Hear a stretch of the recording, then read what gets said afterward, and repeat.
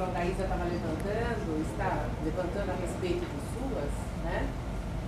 A gente vem se debruçando, participando ativamente, quer como consultoras estudiosas, sobre a orientação da professora Aldaísa. Inclusive, minha tese é exatamente sobre a questão da gestão estadual no SUAS, né? Como, vamos dizer, a espinha dorsal tem a ver com as relações federativas, há ainda uma questão que é afinar, aprimorar essas relações federativas no financiamento e na corresponsabilidade. Mas acho que um dos grandes desafios que a gente tem acompanhado de perto, e até uma pesquisa que eu tenho desenvolvido, é a questão do processo da municipalização das medidas socioeducativas, né? Que é um processo que está em curso, é um processo que está exigindo uma série de aprimoramentos, né? E a gente tem que retomar exatamente por que acontece isso no âmbito da assistência social. Primeiro que não é recente a convivência entre a área da assistência social e muitas ações voltadas à criança e adolescente. Historicamente, elas se encontram, muitas vezes, no locus administrativo, elas caminham juntas e, às vezes, têm um locus específico, né? As medidas socioeducativas em meio aberto, ela vem sendo trazida desde do Estatuto da Criança e do Adolescente, como recentemente, naquilo que o SINASE, o Sistema Nacional de Atendimento Socioeducativo, traz, que a internação é uma medida revestida de excepcionalidade, ou seja, a ênfase deve ser dada à municipalização, preservando aquele princípio que é da convivência familiar comunitária, que esse adolescente, esse menino, essa menina, eles possam cumprir essa medida, sempre entendida como algo que tem um caráter pedagógico e um caráter sancionatório. E esse processo veio trazendo a seguinte redefinição: o SINASE já traz. Aos estados cabe cuidar das medidas de internação, né?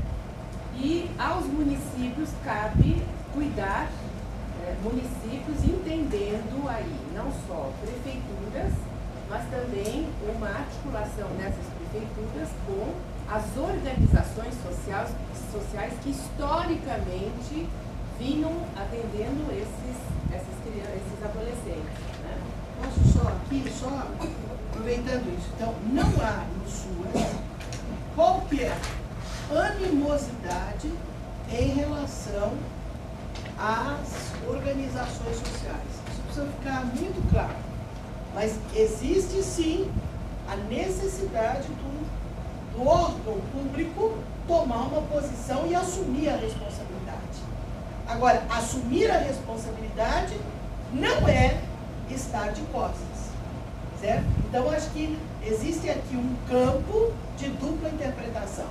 Há no SUAS, fortemente, né, o compromisso da responsabilidade estatal, sim. Isso significa romper as relações com a sociedade civil? Não. Até porque isso está assegurado no artigo 204 da Constituição, além de outras formas. Só para sublinhar. E a ideia é que esse processo de municipalização das medidas socioeducativas, ela tenha um trânsito. E é um trânsito que está sendo desenhado não por um ministério, no caso, Desenvolvimento Social e Combate à Fome, isoladamente. Tem participado deste trânsito o FONSEAS, Fórum Nacional de Secretários Estaduais, o CONGEMAS, Colegiado Nacional de Gestores Municipais de Assistência Social, o FONACRIAD, Fórum Nacional de Dirigentes Públicos da área da criança e do adolescente, a Secretaria Especial de Direitos Humanos, enfim. A ideia é que se alcance, numa escala de quantidade, mas principalmente de qualidade, o que de fato é essa responsabilidade pública e dos municípios em efetivar as medidas em meio aberto. Pela primeira vez, né, na peça orçamentária, primeira vez, assegura um serviço, quer dizer, o financiamento na esfera federal, um serviço específico denominado Proteção Social aos Adolescentes e Cumprimento de Medidas Socioeducativas de Liberdade Assistida e Prestação de Serviço à Comunidade. Ou seja, é possível se pensar numa escala de descentralização e municipalização se tem assegurado o financiamento, né? Um segundo movimento que houve é que em 2008, nesse colegiado onde participam representantes dos municípios, estados e da área federal, que é a CIT, né, a exemplo da saúde, Comissão Intergestora Tripartite, que foi definido como seria esse cofinanciamento federal do serviço, né? Ao mesmo tempo, uma comissão intersetorial, composta por 12 ministérios e os dois conselhos, o CONANDA e o Conselho Nacional da Assistência Social, além desses órgãos que envolvem os gestores públicos, para vir desenhando e implementando o que seria este trânsito, como deve ser essa municipalização das medidas socioeducativas, né? E aí foi colocado numa escala pensando o seguinte: se nós temos mais de 71% dos municípios brasileiros têm menos de 20 mil habitantes, não é possível pensar que nos municípios de 1.000, 2.000, 3.000 habitantes tem que ter um CREAS. É uma outra escala de complexidade que, se hoje tem 5.574 CRAS no país e tem 1.200 CREAS, essa proporção de 1 para 4 responde já a essa primeira questão, né? Não é possível pensar que em todos os municípios terão CREAS. E pensando que como deve ser essa expansão do cofinanciamento e da presença dessa responsabilidade pública municipal com relação às medidas. Vou pedir aqui, que como uma das perguntas aqui é assim: como fica o município que não tem CREAS? Então, a primeira questão colocada é que os centros de referência especializados, primeiro, eles não são só direcionados à criança. Aqui tem uma outra discussão para a gente fazer, né? Da natureza dos centros de referência. A política de distribuição dos CREAS pelos municípios tem que ter também uma presença dos governos estaduais, da gestão estadual, porque certamente alguns centros de referência especializados serão intermunicipais. Então, esta discussão de o município que não tem CREAS, não tem atenção, como é que fica? Isso quer dizer que tiram aí a entidade social e depois não tem CREAS. Quer dizer, essa política de distribuição de CREAS, de fato, né, ela ainda não está plenamente desenhada, né? Existe aqui uma proposta de uma alocação, mas há uma necessidade, inclusive, essa nova norma que está no ar, que vocês vejam, ela propõe um pacto de aprimoramento para que também os governos estaduais, na gestão da assistência social, ao olhar as demandas do Estado, também analisem a prioridade da presença de CREAS. Como centro de referência especializado, portanto, atenção às situações de risco, não são só situações de risco à criança e adolescente.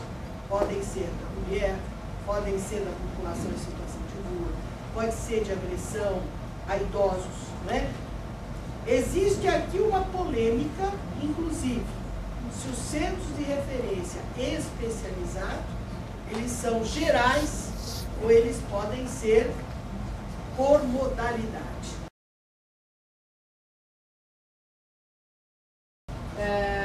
Na medida que vai se desenhando outras possibilidades, a partir desse cofinanciamento da expansão, pensam que municípios com menos de 50 mil habitantes, ou seja, de 20 mil até 50 mil habitantes, que já declaravam realizar de alguma forma algum tipo de atenção das medidas socioeducativas, no censo que foi feito em 2009, é possível se pensar financiar um grupo de adolescentes, né, 40 adolescentes, para esses municípios.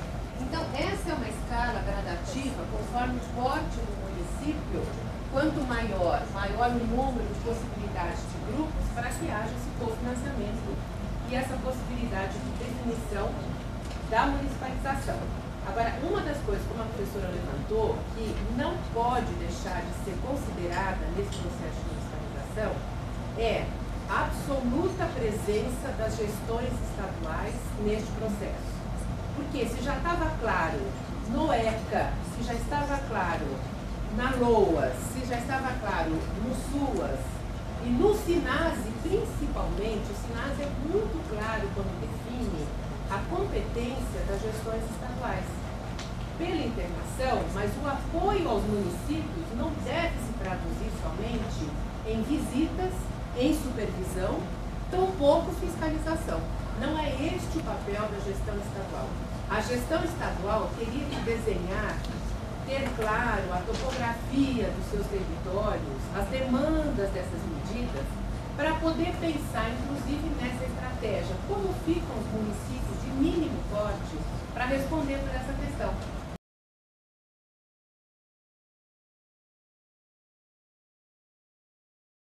Se não é possível um município de 1.000, 2.000, 3.000, 5.000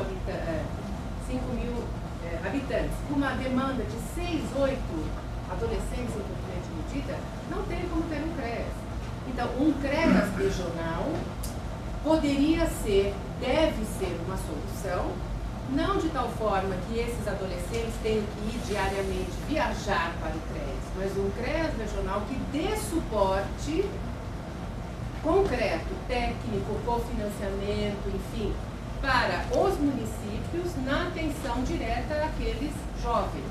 E o desenho que pode acontecer aí, por isso que eu estou falando de possibilidade, porque ainda está em discussão, é que este município tenha uma equipe de proteção social especial, e não um CREAS, que faça essa atenção. E este jovem, com certeza, não vai ter todas as suas demandas resolvidas, quer seja no CREAS, quer seja no Serviço de Proteção Especial. A rede de proteção social é fundamental. E essa rede ela é composta pelos serviços governamentais e não governamentais. Então, não é possível pensar em medidas socioeducativas ou outras medidas de proteção se não contar com a parceria das organizações sociais. Então, não é uma questão de substituição, mas é sim de deslocamento de responsabilidade e de um estabelecimento de uma parceria muito